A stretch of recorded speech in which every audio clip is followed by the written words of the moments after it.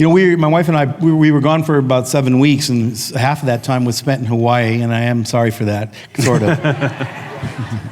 Sort of. I said sort of. No. And if you've been to Hawaii, it's kind of like Groundhog Day. It's like every day's the same, right? You wake up and it's 76 degrees, and by 1 o'clock it's 86 degrees, and that's just about it, day after day, which is wonderful if you're from Oregon, because you never know, right? And But I would get up and check the weather app. Anybody check the weather app on your phone? Here's kind of what it looks like, right? There's this. Well, I'm going to look at. There's a wonderful thing. I'll check the temperature. I'm going to check the wind speed, humidity, what time sunset is, all those kinds of things. And then if you're around Oregon, if you're going on a trip, you sort of plan your day, whether or not you're going to have the picnic outside or whether or not you're going to go on the bike ride. But man, in Hawaii, you don't have to worry about that stuff. Every day's the same. Might get a little rain, but that's it.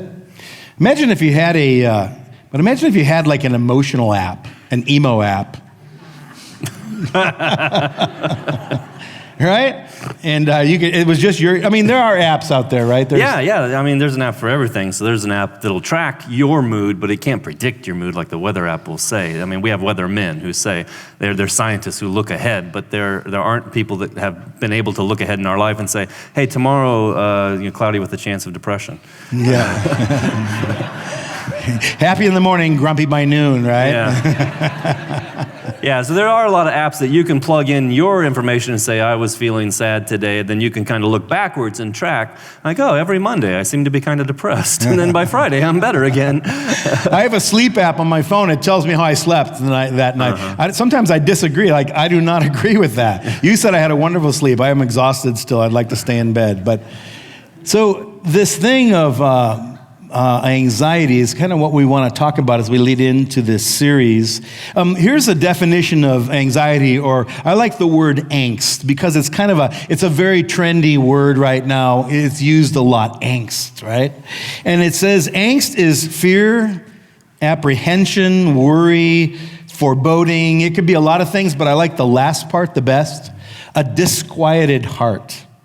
A disquieted heart. A heart that is just not at rest, a heart. And he's not talking about your blood pump. He's talking about the deep inside of you where your emotions and your soul lies, this anxious heart.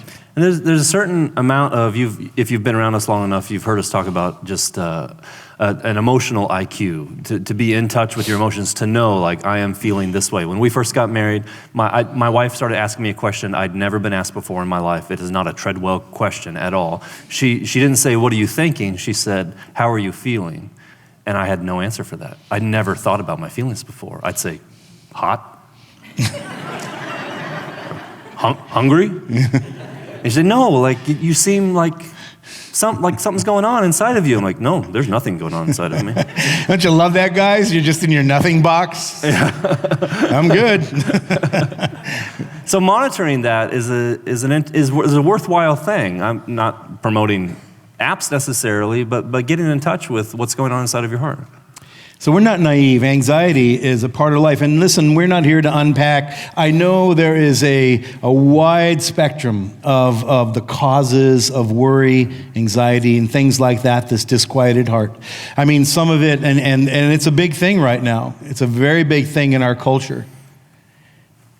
And some of it may be genetics, some of it may be trauma in your early life, some of it may be your diet, some of it may be your sleep patterns. I mean, seriously, if your diet could be all screwed up, you got way too much sugar, way too much starch. I can't even pretend to analyze it all. I had a friend come help me do work on my house, and he brought me a coffee, and by the end of the day, I was just like a wreck. I was just so nervous about putting this tile in the bathroom. I just couldn't calm down.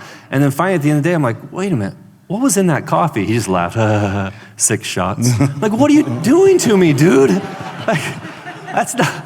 You almost gave me a heart attack. I mean, paying attention to that. For some of you, that's nothing. You're like, yeah, 6 shots. Take that right now. That won't even get me out of bed. Now. I'm having trouble tracking with everybody. Yeah, I take 6 shots to get through one of your sermons, Jason. But genetic, I mean, think about, like, I have a lot of the temperament of my father. There's a genetic relationship there. You ever seen a Chihuahua? They look like all the other Chihuahuas, right? just look like just calm down, you poor thing. I mean, there's genetically something bred into them. The poor things just can't relax. I know I probably took us to a bad place. I apologize. You just offended every Chihuahua owner on the planet. You know what? Right I think I can handle that. I'm in trouble, I know. According to the National Institute of Mental Health, 40 million Americans are being treated for anxiety disorders. 40 million, that's a lot of people. The anxiety costs, according to the National Institute of Mental Health, anxiety costs the U.S. economy somewhere around $42 billion a year. Just from lost time, from the spin-off of all those treatments. Of those 40 million people, 50% are on daily mood-altering, some kind of chemical drug. Now, listen, I'm not here to we're not here to undermine that, or I'm not a medical professional, or I'm not here to But I guess what I'm after here is that anxiety is a real thing, and anxiety is not just a real thing in us, but anxiety is a real thing in the Word of God. Mm-hmm.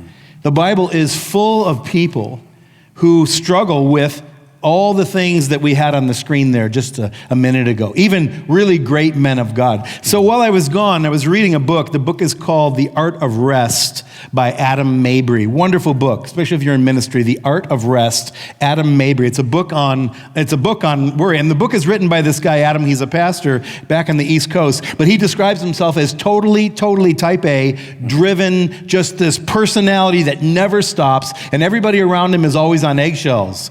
And so as I picked up this book and I was reading it, sitting on the beach, getting rid of my anxiety, sometimes you read a book and there's just 100 good things, and then sometimes you read a book and there's one line that makes the whole book worth it. Here's the line that caught my attention. He said, ready for it? He said, anxiety is what unbelief feels like.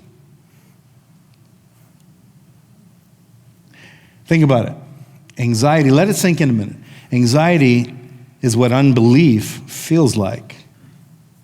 Man, when I read that day, it just stopped me in my tracks, like, Now, what he's not saying, if you read the book in context, we're not saying that you're sin in your life of unbelief, that's why you're anxious. But there is something interesting about the connection between the things that gather or that command my attention, the things that get me up at night, the worries that I have in my life, and my relationship with the God that I say that I believe in. So while I was gone, I made a kind of an internal commitment. I was going to stay off of social media, and I was going to stay off as much as I could. I had my iPad with me, but I would just check in once in a while, my emails, to make sure someone was trying to get a hold of me. And one day I was looking for a restaurant. We were going to go to this restaurant, and I was online, and I thought, well, I'm online. Maybe I'll just look at my Facebook. And I'm not a really big Facebook poster, if you know me, but I do track it because people's birthdays, things like that. Don't judge me, whatever. And so. But I started just kind of paging through the Facebook, and something happened, and I actually felt my pulse start to rise. And it was weird. It caught me off guard, and I stopped for a second, and I realized that as I read, the multiple opinions about the myriad of things, about, politics and life and chihuahuas and health and their vitamin structure, whatever. As I was reading this, I could actually feel my anxiety level going up, and I was like, I just shut it off. And I thought to myself, whoa, that was a weird little kind of a moment, right? And sometimes what came to me was, I wonder if there's all kinds of things that affect me that I start to process consciously or not, that actually affect the peace that I'm supposed to have with God. Because he says in the quote, he says, restful, how does it go up there in Jordan? He says, but this idea of restful peace is the inheritance of those who trust Jesus as Lord and Savior. You hear the peace that comes from the relationship, because the anxiety, a big part of it is that separation, this feeling like somehow God's not going to be enough, or he's not there, or he's just not around. We talk about the omni attributes of God, that he's omniscient, he knows everything, he's omnipresent, he's everywhere, he's all good, he's all powerful, all these things. And anywhere in your understanding of God that you don't have all in front of those attributes, you're going to have more and more anxiety. If he's not here right now, if he's not powerful enough to come through, then there's this feeling like, well, if he's not, then it's up to me. And there's a sense of all alone. And in America, we actually tend to almost deify this all alone, by your own bootstraps sort of mentality, and make it sound as if that will make us more secure. Well, if no one has to depend on me and no one relies on me, but I only take care of myself and I'm the captain of industry and I start my own business, and then I'll have less stress. That is not the case at all. My dad ran a small business my whole life, and seeing him be the guy who had to do it all, and thought, that'll be better than being an employee. And I love people who start their own businesses. I think very highly of it. But there's this new anxiety that comes along with it. So that sense of this is all up to me is one of the things that creates this anxiety, that unbelief somehow that God's not going to be there. It's kind of like the teenager that chafes at his father's authority his whole life and mutters under his breath, I can't wait till I'm 18 and I'm out of this house. I'm going to really be free. And then, you know how that goes. You get to be about 19 or 20 and you realize, man, I kind of wish I was back there living with my parents, didn't have to worry about rent and all that nasty stuff. Because you've become, in a sense, the captain of your own life.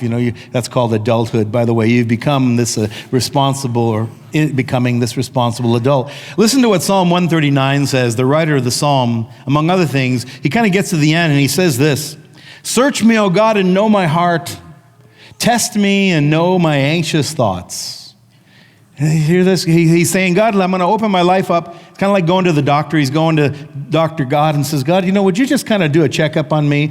Take my vital signs and see if there's any anxious thoughts going on. Test my emotional health right now. And then he adds a curious phrase. He says, and by the way, and while you're in there, see if there's any offensive way in me, would you? Isn't that interesting that he ties being offensive to anxiety? And lead me in the way everlasting. What I said earlier is you find in the Bible amazing heroes of faith, the Elijahs and the Davids and the Moses and even the Jonahs who heard from God. They were in the will of God. They were doing the will of God, and yet they struggled with incredible anxiety at times, trying to obey God or even trust God. Elijah is in the cave on the run from wicked Jezebel after this encounter with the prophets of Baal, and he does this amazing thing. Read it there in the book of Kings. And there's this big showdown between the gods, and Jehovah wins, Yahweh wins. And after that, Jezebel wants to kill him, and he runs to a cave. And what does he say to God? Remember? God, I just want to die. I'm no better than my ancestors.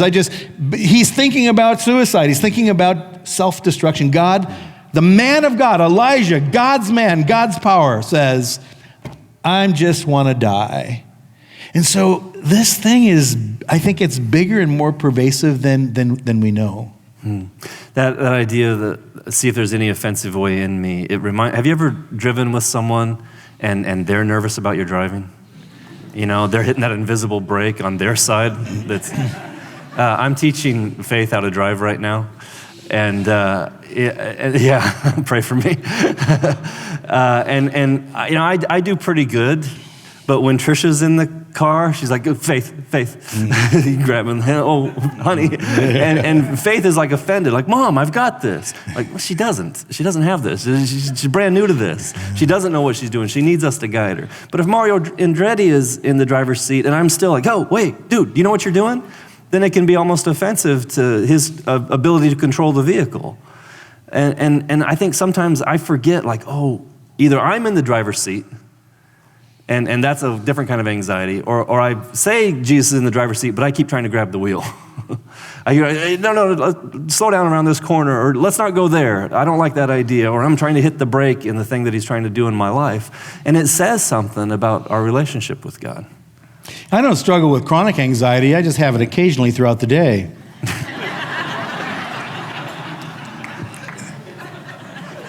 Right? Isn't that like you and I? I believe in Jesus. I believe he saved my soul. I believe he's the king of the universe. I believe he's in charge of all things. But you catch me at certain times of the day, and you'd wonder if I really believe that. That's all of us. That's the struggle. This is what we're describing. So another thing that happened just as we were coming to the end of our time, and then recently it's been around, is very high-profile post-Christian leaders coming out and saying, "I no longer believe." Anybody seen that over the last few months, 6 months? Someone who used to have a position of influence, a worship leader at Hillsong, or a popular author over the last 25 years, pastors, maybe even some of your friends that have all of a sudden come out and said, "You know, the more I've thought about this, I just can't reconcile a God who kills children and a God who sends people to hell and the faith of my childhood. And so I'm just officially now an unbeliever. I'm done with the faith." And now they become kind of mini evangelists for pagan living or something. And listen, I don't want to minimize, I know everybody's, I don't want to minimize people's struggle and with doubt and so forth. I understand that. I struggle with it.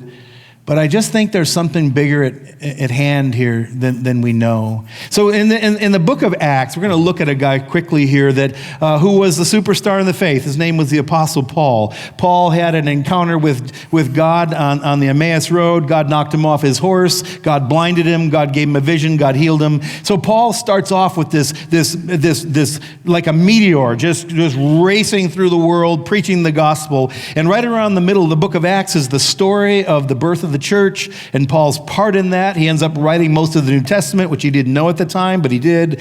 And somewhere right in the middle, he encounters all kinds of opposition, and people hate him. They hate him so much they want to kill him.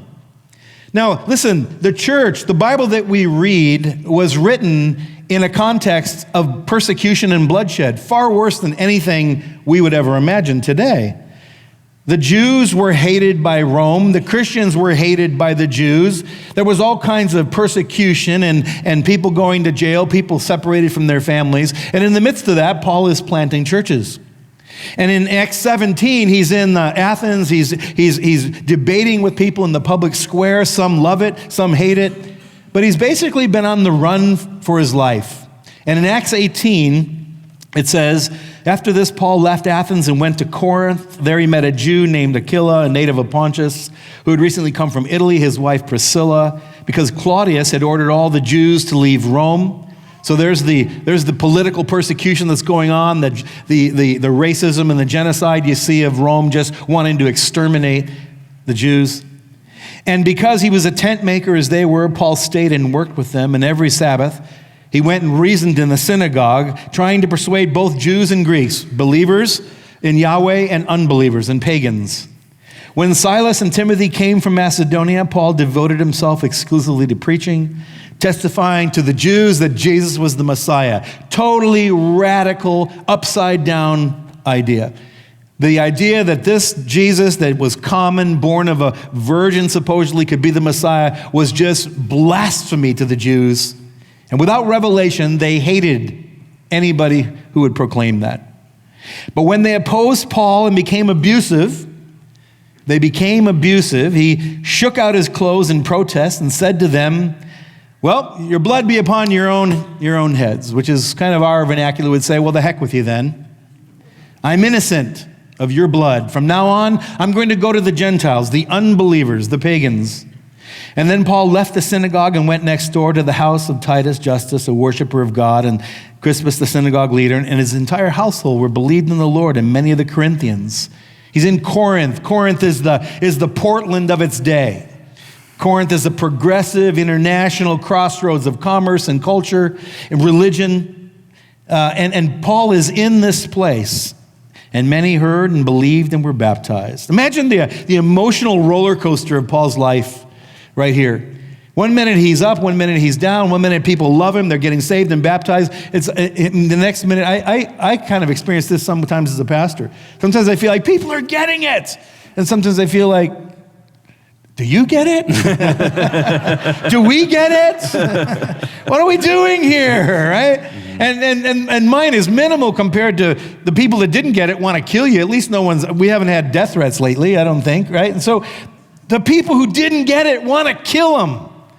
I don't know about you, but I would struggle with my sleep patterns, right? I mean, how many here are going to bed at night worried that someone's trying to kill you? Not very many. That's what he was wrestling with. I'm trying to paint the picture here. He's not just going to bed thinking, man, my church isn't growing, or gosh, the picnic didn't go off very well, or people aren't signed up for the class. He's like, they want to kill me.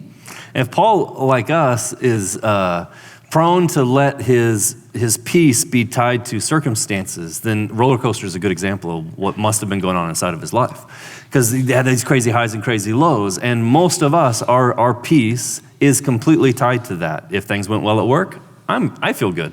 If things went bad, I feel bad. If the money's coming in, then the anxiety is low, and those things are tied together. So in this moment, Paul does something that I think for every believer is an act of trust, and that's just to lay your head on the pillow at night and go to sleep. Just stop. We all have to just stop and rest. Isn't that crazy that God created us that we have to do that? You can't break that rule very long without having serious consequences. So he lays down to sleep, and this is what happens. One night, the Lord spoke to Paul in a vision. Do not be afraid. Keep on speaking.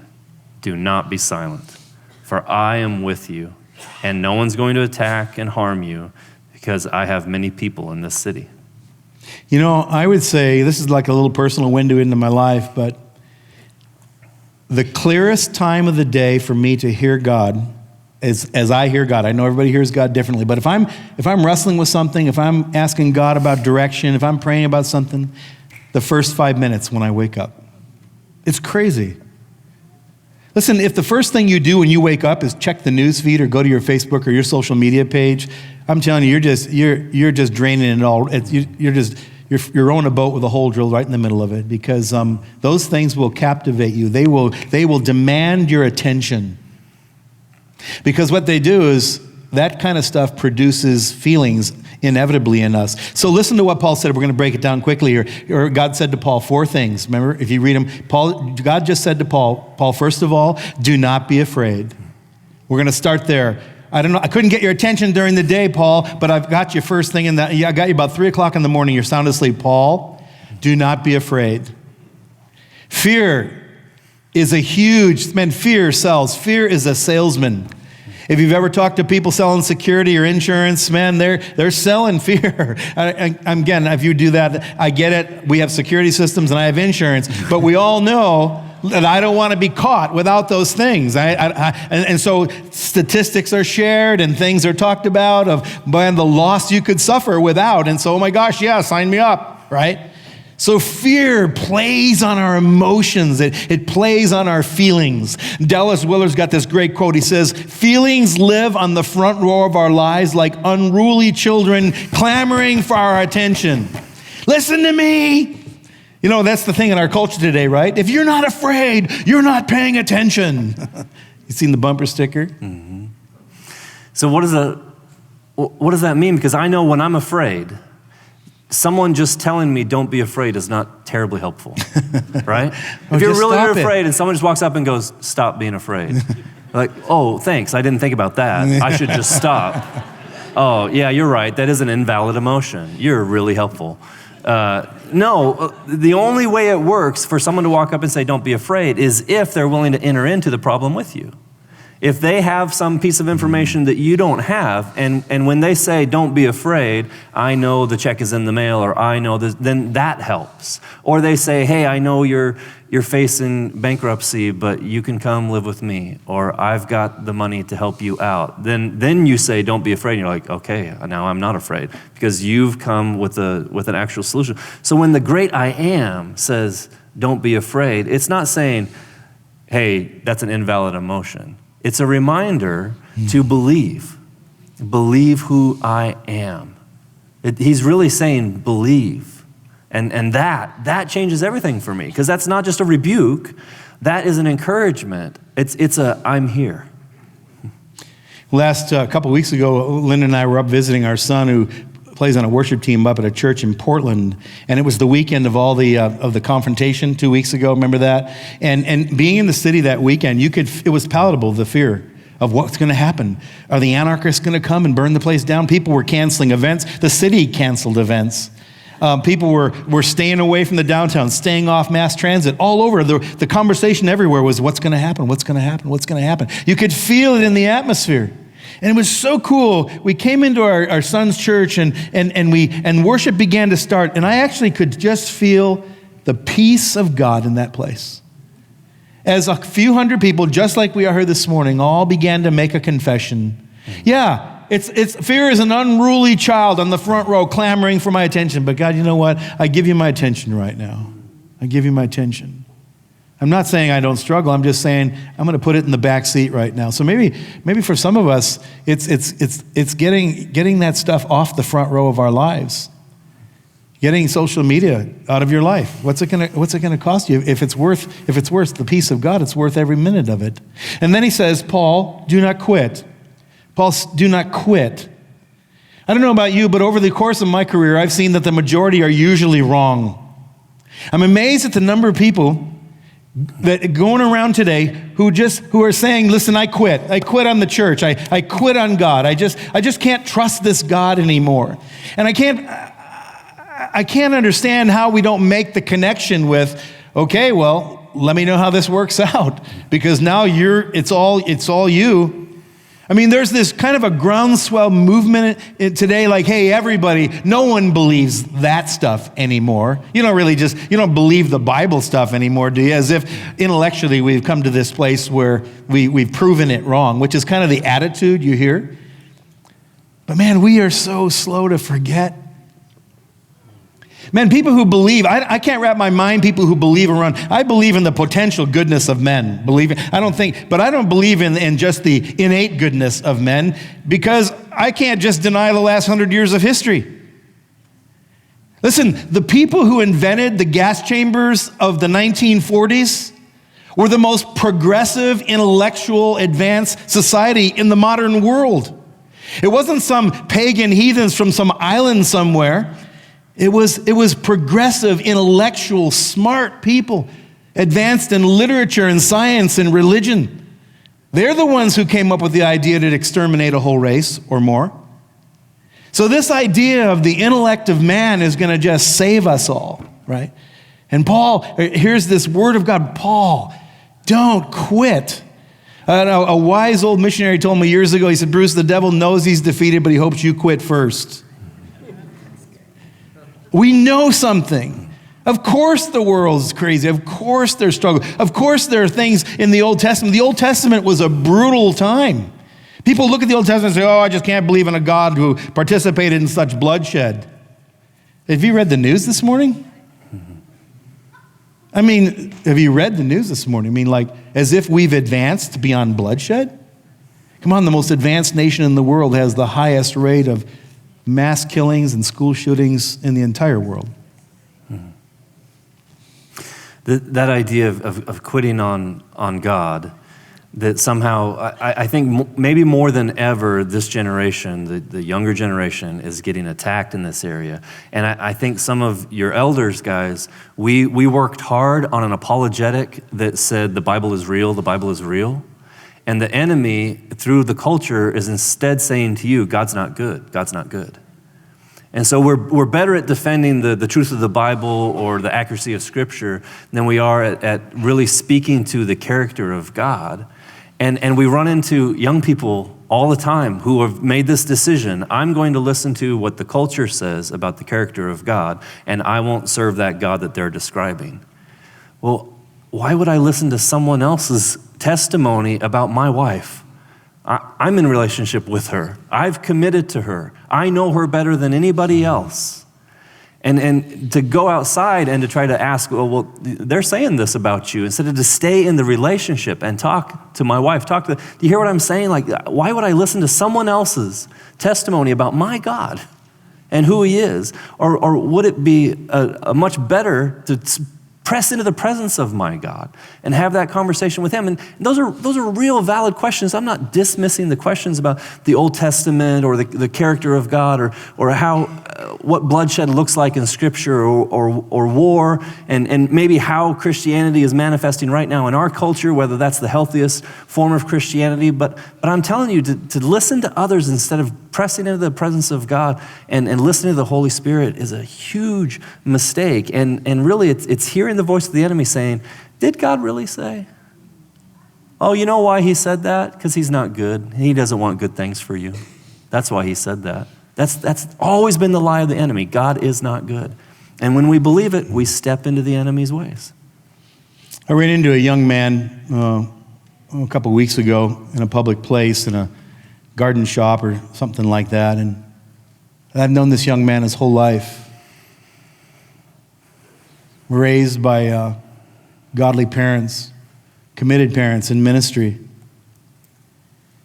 And this man, whenever I see him, is always quick to tell me what's wrong with the church, what's wrong with the God he doesn't believe in anymore. You hear that? He always is quick to tell me what's wrong with the God he doesn't believe in anymore. And frankly, his life is a wreck. He knows it and I know it, so there's nothing to hide. And I said to him, you know, I would love to just sit down with you, because he always throws out the God who kills children and the God who hates gays and the God who, the church that does this and does that. And I said, I'd love to sit down with you, and I'd be willing to take those, let's just take those one at a time over a coffee. He never takes me up on it, which should cause you to think, maybe I'm just whistling in the dark here. And as we were getting ready to leave, he said something to me that just totally captured my attention. He said, you know what? He said, I won't deny there was a time as a young man when I knew God was real. And it wasn't my parents' faith, it was mine. I know that God spoke to me, and I know that God was real to me. And then he just turned and walked away. And this is haunting confession. You see, I know it's there.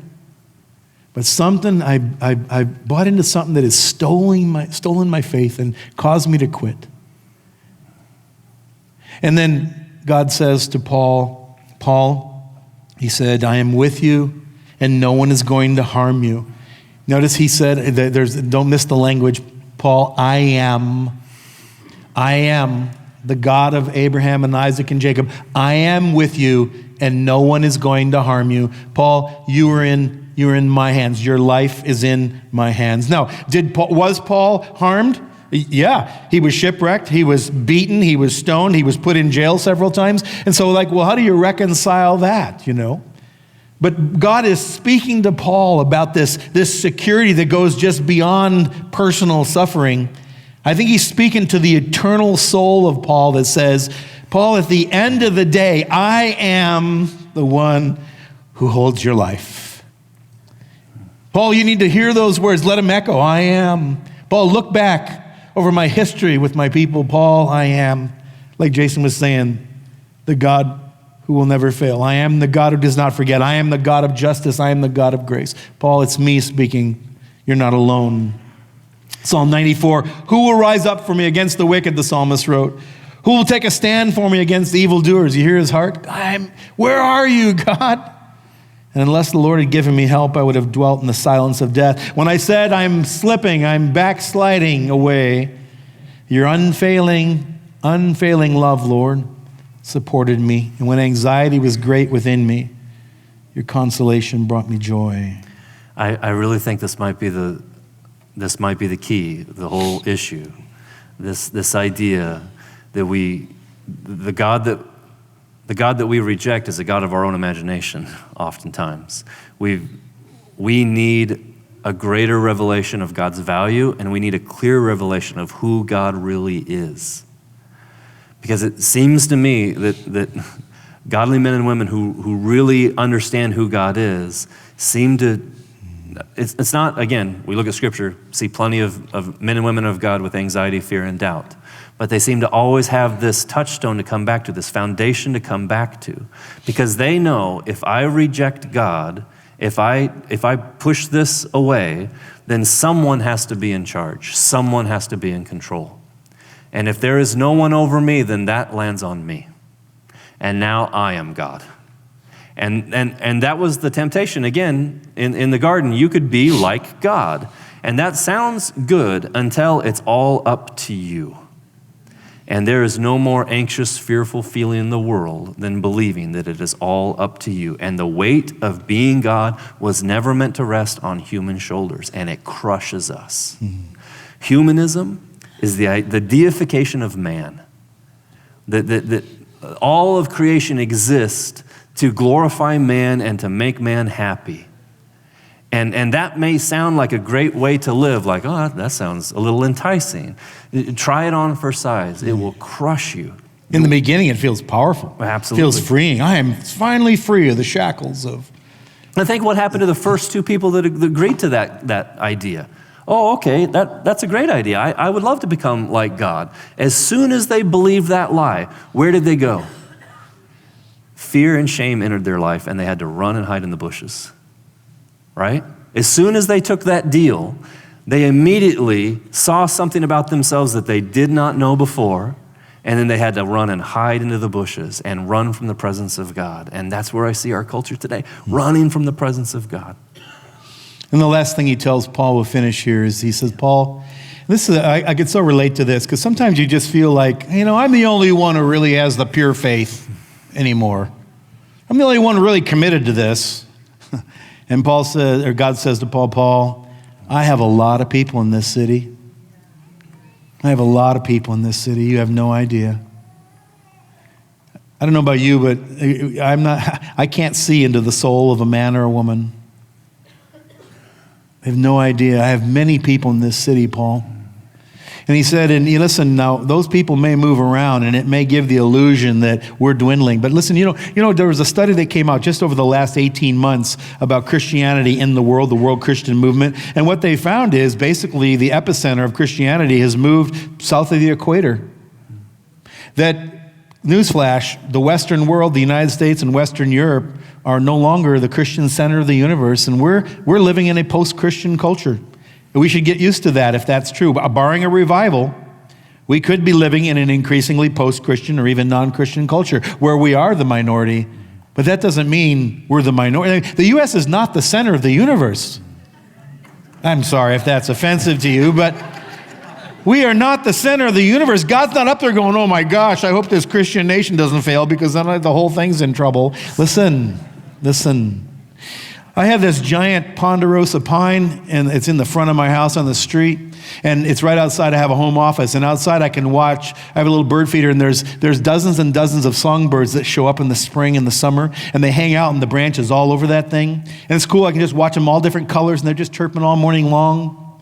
And then the power company comes by, and they saw it off the front half of the tree on the street side because it's up against the power lines. They just massacred. If you come by, it's just the ugliest thing in the world. And the birds just disappeared. And a few weeks later, you know what? They come back. They just found the branches on the other side. And that's how this is. See, our culture will say, I'm going to saw off all the branches. We're going to this church thing, this faith thing, we're going to saw it all off. Who would ever want to land on that anymore? And then you just start looking around, and God says, oh, no, I got trees like you can't imagine. The branches have changed, but the birds remain the same. Come on. And Jesus says, listen, you guys. He says, I tell you, don't be anxious about your life, what you'll eat or what you'll drink, or about your body or what other people are wearing and how you're not current. Isn't your life more than food and the body more than what you wear? And then he says, look outside the window there. Look at those birds of the air. Look at the government sawing off the branches. But you know what? They're not worried. They're not freaking out. They don't gather into barns. Your Heavenly Father feeds them. Aren't you of more value than them? Anxiety is what unbelief feels like. Aren't you of more value than them? And which of you, by the way, by being anxious, can add 1 hour to your lifespan? It's a waste of your time, son. Come on, you're of more value than the birds of the air to me. Worship team, if you guys will come on up. Listen, we can't be more impressed with the enemy's power than with God's. The enemy has a losing strategy. It's not going to work. It's not going to work. The cross wins. We need to remind ourselves of that all the time. The cross wins. It seems like a crazy strategy. So we'll just go and die? Like that's how Christianity is going to spread. We'll just go and lay down our lives, but then they'll take it all from us. They can't. Don't worry. The enemy's strategy is really kind of dumb. I've said it before. It's one of my favorite quotes. The thought that you can stop the spread of Christians or Christianity by killing Christians is like trying to stop the spread of dandelions by blowing on them. It just spreads the seeds farther afield. The enemy's strategy is to just blow on your life and try to destroy it. He can't do it. It's not possible. In our greatest defeat, we embrace the cross and we win. And we come back with resurrection power. That's something, the only way to lose that battle is to give up on that strategy and accept his way of doing things and believe his lie about God. That's the only way to lose. As long as you believe the truth about who God is, embrace the cross of Christ, I'm telling you, we can have a peace that passes understanding. That's the promise. The world wants to say, if you really understood what was going on, you'd be scared to death. No, I got a peace that passes understanding. You can tell me about the devil's strategy all day long. I'm not going to be scared. Not because I know more than him. He's probably smarter than me. But because I know the great I am. And he's present in my life. As we finish, we're going to take communion. If you're visiting, you're welcome to share it with us as a follower of Jesus. And at the end of the service, our elders and pastoral team will be up. If we can pray with you about something that you're anxious about, frankly, you're struggling with, a decision you have to make, a circumstance you're living with right now, please don't leave without us just being able to pray for you. Our elders and our pastors, you guys would be ready, but please let just someone come alongside you and just pray with you. Just encourage you before you leave. We'll take the elements, and then when everyone is served, we'll come back together and we'll take together.